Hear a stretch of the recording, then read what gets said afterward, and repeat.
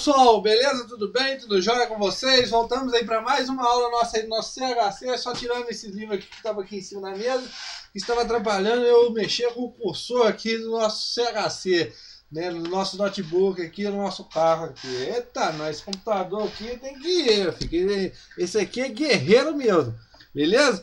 Então vamos lá, o nosso curso ele é o quê? Como vocês já sabem aí, ele é completo, exatamente isso, para concursos vestibulares e também, nossa senhora, o troço está mais lento que o lento. E vestibulares, e também pré-militar, exatamente isso, professor. Essas aulas suas servem para qual tipo de prova? Essas aulas do CHC, o nosso curso de História completo, servem para qualquer prova que você vai fazer que caia o conteúdo de História. Claro que caia também o conteúdo que está sendo aqui ministrado nessas aulas.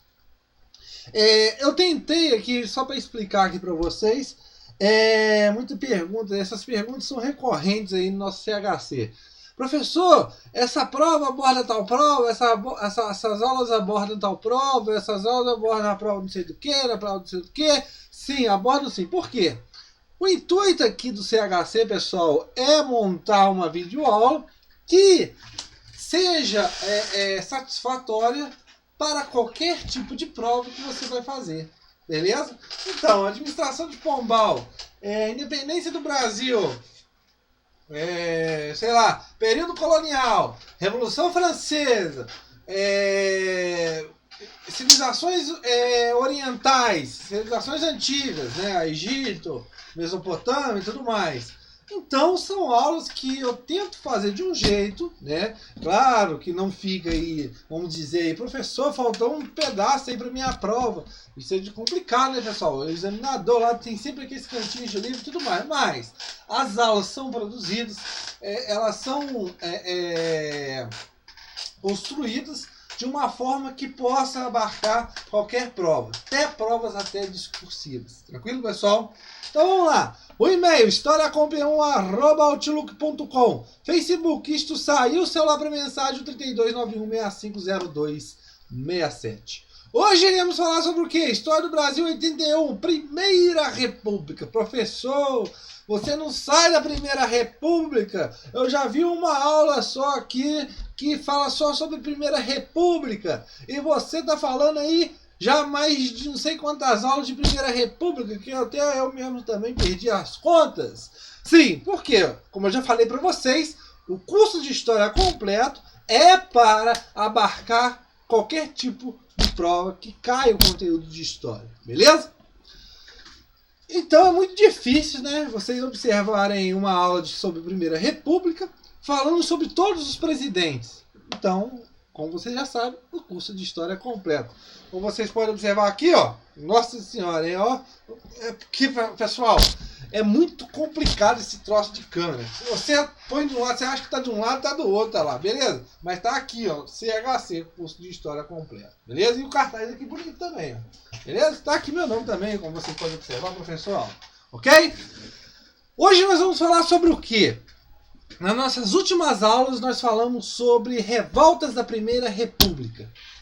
Ou seja, são revoltas que aconteceram durante essa chamada Primeira República. Contestado, revolta da vacina, Canudos, Chibata e entre outros que aconteceram, mas essas são as principais, beleza?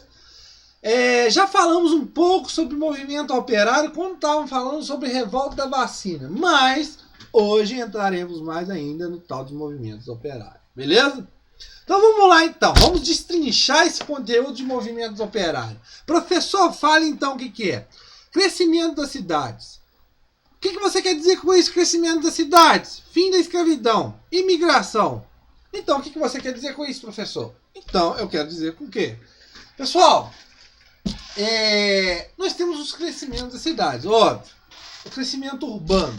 Só que o crescimento urbano, pessoal, isso varia de cada localidade, na região e tudo mais. Então, isso não é uma coisa, uma regra geral. Mas, o que nós observamos nesse crescimento urbano, dessas cidades? Vamos pegar aqui como exemplo aqui, São Paulo, Rio de Janeiro, entre outros, beleza? Mas o que nós temos que observar primeiramente? O fim da escravidão vai o quê? Essas pessoas, esses ex-escravos, entre aspas aí, né? Eles vão sair das fazendas em direção às cidades. Para o quê? Para uma melhor condição de vida, para uma melhor vida, beleza? Só que chegando nas cidades, essas cidades não preparadas, como nós já observamos, o fim da escravidão veio numa boa, bem, beleza, mas o governo não estava preparado para essas políticas, para essa grande aglomeração de pessoas nessas cidades. Tranquilo? Então logo nós vamos ter um grande aglomeramento de pessoas, um inchaço urbano, beleza? E a migração? Óbvio que o fim da escravidão, vários desses escravos, ex-escravos, dessas pessoas que antes trabalhavam nessas fazendas, vão sair das fazendas, mas muitos vão continuar assim. Mas essa falta de mão de obra vai abrir as portas do Brasil para quê? Para a imigração. Várias pessoas de outros países vão vir para o Brasil, italianos, japoneses, alemães e entre outros, beleza? Isso você já sabe. Então, consequentemente, além dessa vinda desse pessoal, vem cá, biscoito, sobe aí que o biscoito vai subir aí. O biscoito subiu, você viu o rabo dele aparecendo aí. Mas o aparecimento dessas pessoas nessas cidades se dá principalmente por causa dessas coisas. E também por causa de muitos imigrantes que também vão para as cidades, beleza? Nós já abordamos isso aqui no CHC sobre imigração, beleza? Mas por que desse crescimento das cidades? Por causa de quê? Da diversificação de suas atividades. Nas cidades, nós observamos que essas pessoas, com o intuito de melhorar de vida, vão observar nas cidades várias outras atividades que podem ser feitas por eles, como trabalhar em fábricas e entre outros tipos de serviço. Beleza? Logo, nós temos o quê? Um grande crescimento urbano. Ok? Diferença do campo pelo fluxo de ideias, sem rádio, sem televisão. O que eu quero dizer com isso? Pessoal, nós tivemos movimentos, como eu já falei para vocês, tanto urbanos como rurais. Nós tivemos movimentos também, vamos dizer, por melhorias de qualidade de trabalho e tudo mais, no campo também, reivindicações nas fazendas. Só que, você observando de um ponto de vista de ideias, de fluxo de conhecimento, o fluxo desse conhecimento ele é maior ainda dentro das cidades, mesmo não tendo ainda aqueles grandes meios de comunicações, aqueles grandes meios de comunicações de massa que vão chegar a essas pessoas. Então nós temos através de panfletos, jornais, entre outras coisas, mas nós temos um grande fluxo desse conhecimento diferente do campo, sem ainda o uso exclusivo do rádio e da televisão. Beleza? Então, continuando. O conjunto de atividades do café, imigrantes, incentiva ao trabalho assalariado, a urbanização e as indústrias. O que eu quero dizer com isso? O chamado complexo cafeeiro, o incentivo dessa atividade do café, o incentivo de novas mãos de obra por causa dessa fuga desse pessoal para a cidade, a chegada dos imigrantes, o que nós vamos observar? A entrada da iniciativa do trabalho assalariado. Logo, nós observamos também um crescimento urbano e, consequentemente, o acúmulo de capitais para a formação de indústrias. Tranquilo, pessoal? Beleza? Uma observação que nós temos que observar aqui, muito interessante, uma observação observada. O movimento operário é limitado sem repercussão. Significado das indústrias na parte econômica e política. O que eu quero dizer com isso? Nós tivemos no curso da Primeira República, pessoal, grandes greves, movimentos operários e tudo mais. Só que os grandes movimentos operários, que vão levar a uma repercussão total e tudo mais, uma mobilização da elite, uma preocupação por parte da elite, serão os movimentos que irão acontecer de 1917 a 1920. Nós vamos observar isso, mas a partir de 1917, nós temos uma intensificação muito grande desses movimentos operários. Mas antes disso, nós temos sim movimentos operários, só que esses movimentos operários, eles tinham uma repercussão o quê? Uma limitada repercussão. Ou seja, pessoal, nós temos que observar aqui o significado da indústria na parte econômica e política. O que eu quero dizer com isso? A participação da indústria, a participação do capital industrial nesse cenário político e econômico do Brasil era ainda limitado, era ainda incipiente por causa de quê? Da grande parte da burguesia, ou vamos dizer aí, dos complexos cafeeiros. Tranquilo, pessoal? Então, esses movimentos operários, antes desse de 1917, nós temos movimentos operários, greves e tudo mais, mas só que esses movimentos não têm grandes repercussões. Eles vão ter grandes repercussões quando? Quando forem greves gerais. E essas greves atingirem setores chaves. Tranquilo, pessoal? Beleza. Nós falamos aqui desses movimentos aí do crescimento urbano das cidades. Beleza. Agora nós temos que falar do espaço industrial. O que eu quero dizer com isso? As condições de trabalho nas indústrias do Brasil, elas não ficavam muito longe das condições das indústrias lá na Inglaterra e tudo mais. Ou seja, nós temos condições de trabalhos aqui, pessoal, até desumanas. Como assim? O que eu quero dizer com isso? Grandes jornadas de trabalho, a pessoa trabalhava aí intensas horas na indústria. Você tem aí os baixos salários que eram pagos, principalmente por causa de quê? Da grande oferta de trabalho. Logo, essa grande oferta de trabalho levava esses industriais a pagarem baixos salários. Beleza? A péssima higiene dentro das indústrias. Nós temos que observar agressões físicas. Nós observamos aqui estrupos, nesse caso aí, atentados aí sexuais. Você observa aqui agressões físicas, como castigos, dispensas aí sem nada, sem menos, o cara dispensava o caboclo. O que nós observamos? Pessoas trabalhando em caldeiras aí, com altos, o calor intenso aí, sem nada, tudo mais, insalubridade, aquelas coisas. Era uma coisa deplorável. Nós temos até indícios, pessoal, até de operários, que falavam que aquilo era um círculo do inferno. Ou seja, a pessoa trabalhava dentro de uma empresa que você não tinha nem quase ventilação, ou seja, era como se fossem grandes prisões. Então nós observamos aqui péssimas condições de trabalho. Aliado a isso, óbvio, condições de moradia dessas pessoas, beleza?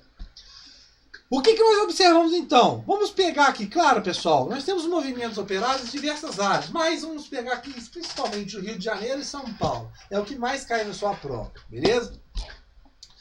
No Rio de Janeiro, eles queriam umas reivindicações mais imediatas, ou seja, melhores salários, menores jornadas de trabalho e entre outras coisas. Mas só que o que nós temos que entender primeiramente dos movimentos operários aqui, vamos dizer operários entre aspas. Por quê? Eu vou explicar para vocês. A preocupação de mudanças radicais na sociedade tinha? Não. Ou seja, o que nós observamos aqui, pessoal? No Rio de Janeiro, os movimentos operários que nós observamos não tinha aquele intuito de uma mudança muito radical na sociedade da época. Tranquilo, pessoal? Não tinha isso. Em São Paulo nós vamos observar uma coisa diferente. Em São Paulo, pessoal, vai se predominar muito uma ideia, né, uma ideologia e tudo mais, chamada aqui, deixa o negócio acabar de coisar, anarquismo. O que é o anarquismo, pessoal? O anarquismo se difunde na Europa a partir do século XIX. E qual que era o intuito? O intuito, pessoal, era difundir, ou seja, o direito de usufruir da liberdade. Mas como assim? Eles queriam uma liberdade, o direito de você ter a sua liberdade, de usufruir da sua liberdade, de promover a sua liberdade, sem sofrer qualquer tipo de coação, qualquer tipo de limitação. E essa limitação, pessoal, qualquer tipo de limitação, eu estou falando dessa de limitação política ou religiosa. Tranquilo? Isso é o caso do anarquismo. Dentro do anarquismo, que vai se difundir dentro de São Paulo, é uma corrente chamada de anarcossindicalismo. Tranquilo, pessoal?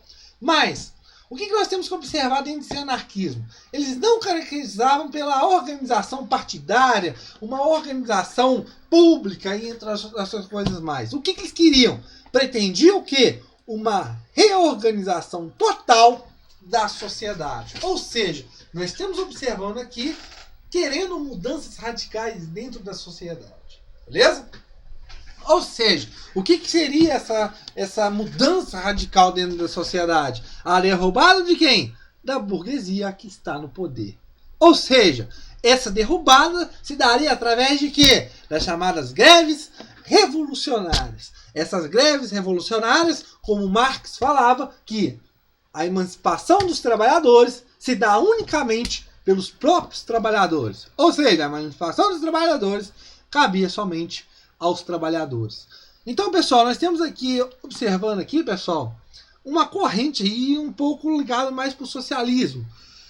E muito se ligado ao anarquismo, nós temos a criação do Partido Comunista Brasileiro, onde nós temos a ampliação do Partido Comunista Brasileiro, como nós vamos observar depois, pelo mundo, e vai chegar ao Brasil.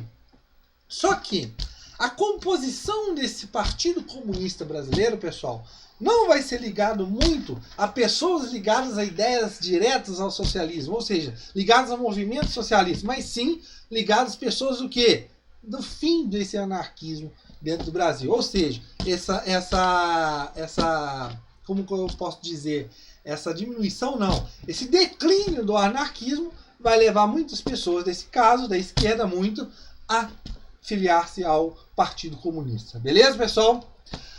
O que nós temos que observar aqui? Diferenças ideológicas de São Paulo e Rio de Janeiro. O que eu quero dizer com isso? Primeiramente, vamos observar o Rio de Janeiro. Como eu já falei para vocês, eles queriam medidas imediatas. E nesse caso, queriam a melhoria de salários, jornada de trabalho, mas não queriam uma reorganização total da sociedade. Ou seja, vamos mudar radicalmente a sociedade. Mas o que nós observamos nesse caso? Por causa de quê? Nós temos uma estrutura social mais complexa no Rio de Janeiro do que em São Paulo.